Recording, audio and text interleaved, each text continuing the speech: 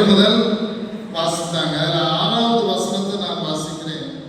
நமக்கு ஒரு பாலகன் பிறந்தார், நமக்கு ஒரு குமாரன் கொடுக்கப்பட்டார், கர்த்தத்துவம் அவர் தோளின் மேல் இருக்கும், அவர் நாமம் அதிசயமானவர், ஆலோசனை கர்த்தா, வல்லமையுள்ள தேவன், நித்திய பிதா, சமாதான பிரபு எனப்படும்.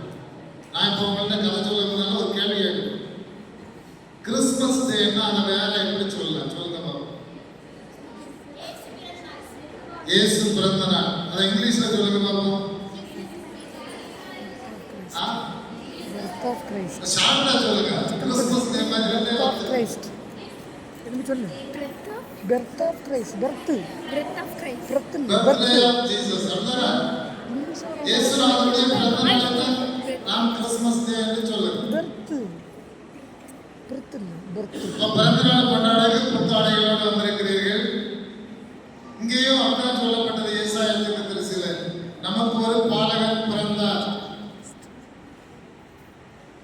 கிறிஸ்துமஸை எப்படி கொண்டாட வேண்டும்? பர்த்டே நாம் எப்படி கொண்டாட வேண்டும்? எப்படி கேக் வெட்டணும்?